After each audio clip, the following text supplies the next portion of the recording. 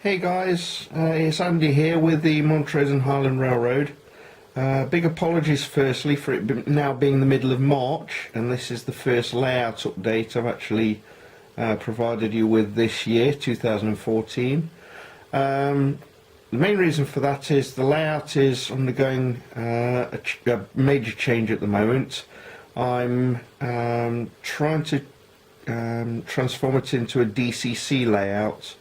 About a quarter of the fleet have decoder chips fitted now, and I'm in the process of saving my money for an NCE power cab, which seems to be the popular choice of everybody I know who's already made the change.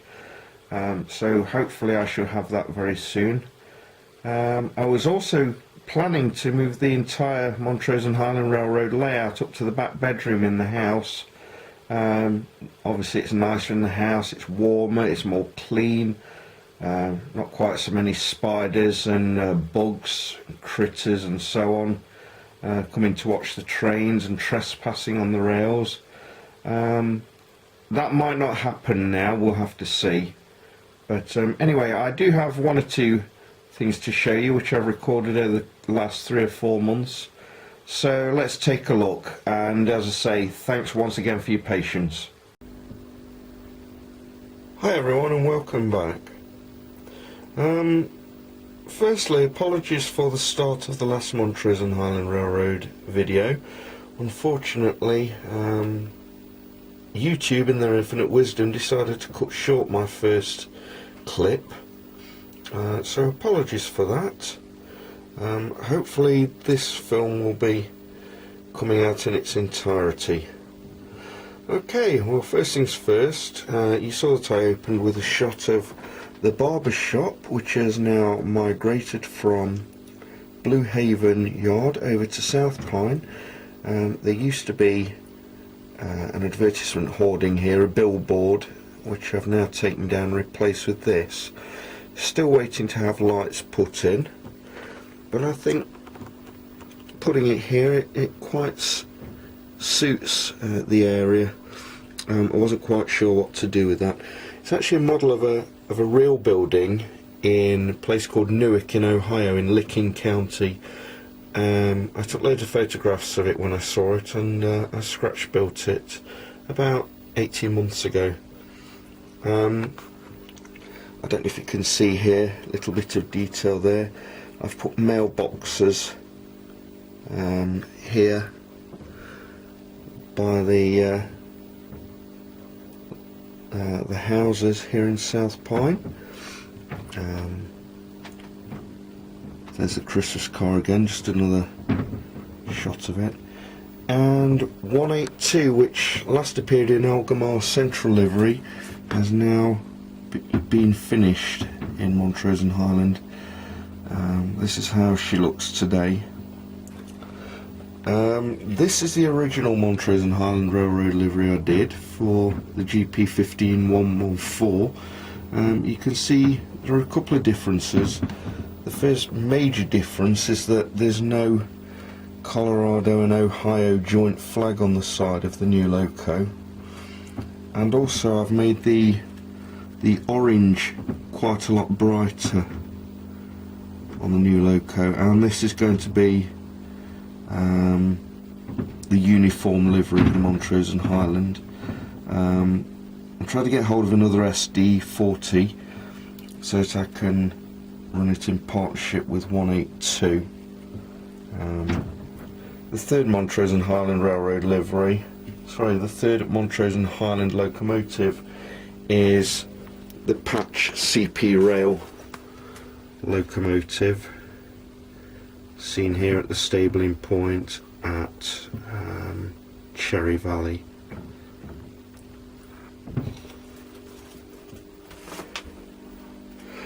I'm quite happy with the way this repaint came out.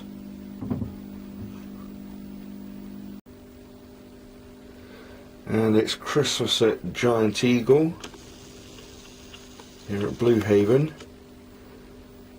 It must be a Sunday or very early in the morning because there's not many people about, but the Christmas tree is here now. I'm hoping to develop this area in what's left of 2013. It needs a lot more cars. I've got some shopping carts which need making up as well. I've painted the car park now.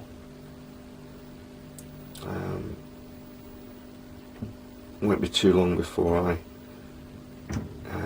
get this area complete, I think. You've probably gathered by now that this Montrose and Highland Railroad video number 19 is a hodgepodge of various different subjects, including shots taken at Christmas. I wanted to show you how easy it was to change a DC equipped locomotive such as this Kato SD70 ACE and put a Digitrax decoder in it. The code for the one that fits this locomotive the best is DN163K1C, although TCS do one which is K1C4, and I think there are others as well that do that as well. The first thing you need to do is to make sure that the loco runs nicely under DCC. So we've got my trusty clipper controller here, which I've had since the 1970s, and just a piece of test track here, and hopefully if we turn the power on, the locomotive should move once I apply the power to the track. Yeah, it works just fine. Okay, so we'll move that out of the way. We'll remove the body shell,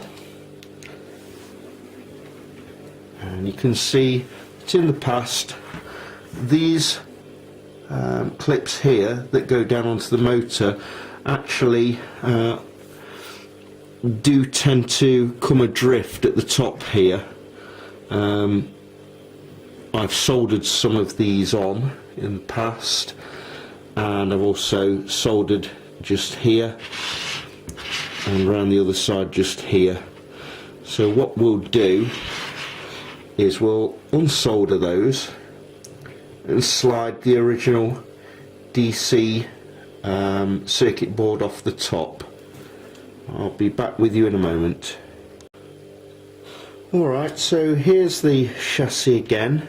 I've removed the original board from the top here. It slides left to right out of here very gently, and then what you need to do is you need to use some of this tape. It's called Capton, that's spelled K-A-P-T-O-N tape, and what you do is you need to put them in put strips here and here, and what that does is it stops short circuits from the metal parts of the chassis here, stops short circuits with the actual DCC chip itself. You can see here where the strips that I was talking about on both sides of the body shell actually go, where I'd soldered the original chip. So what we do now is we take the DCC chip, DCC decoder. As I said, this is the one from Digitrax, and very simply you slide it so this piece here goes over there. Okay, and you need to make sure as you push it forwards that this piece here on the back slides underneath there, like that. It's as simple as that. This tag strip has gone underneath here. This one you need to gently try and free that up and push the clip underneath. It's a bit difficult to do while I'm filming, so I'll just do that now and come back to you. Okay, so this is the Capton tape,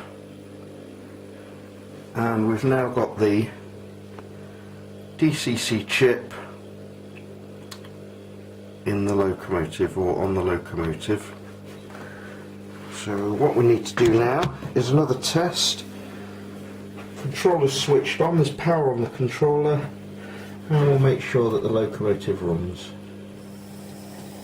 And it runs just fine. You'll notice that there's no light on the locomotive. I've noticed that some of these installs I do, because the locomotive's running still on a DC track here, the light doesn't always come on, and I do need to program the locomotive to run on DC and DCC when I've got my power cab. So all that remains to be done now is to pop Western Pacific's body shell back on again, and we'll just test him again, make sure that he still runs. Now I've put the body shell back. Now we'll just try the other way. Oh, I've got him stuck on my piece of wire that I put on the end to stop locomotives careering off the end of the test track. So yes, he runs just fine, thank you. And that's another of my locomotive fleet equipped with a DCC chip, all ready for when I get my NCE power cab, which I'm hoping to get very shortly, having saved for it several weeks. I can't buy it outright straight away. I have been saving for it a little bit every week, and next week I will be ordering it.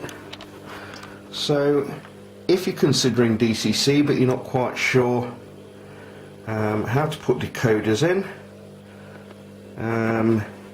here's a very easy one. If you've got an SD70 ACE, probably the easiest DCC conversion you'll ever do.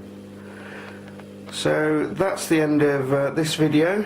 Thanks very much for watching, and maybe next time you see me, which hopefully won't be in the far distant future, I'll have a DCC layout to show you.